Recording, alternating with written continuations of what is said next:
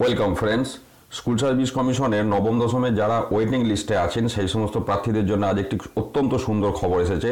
School service কমিশনের 9-10-এর যে second ফেজের কাউন্সেলিং তার একটি বিজ্ঞপ্তি প্রকাশ করেছে স্কুল সার্ভিস কমিশন, এবং আমরা সরাসরি ওয়েবসাইট থেকে সেই বিজ্ঞপ্তিটি ডাউনলোড করেছি। দেখুন, এখানে 28 তারিখ অর্থাৎ আজকের ডেটে এটি পাবলিশড হয়েছে, এবং এখানে যেটা বলছে যে কাউন্সেলিং শুরু হবে 5 ফেব্রুয়ারি 2019 থেকে।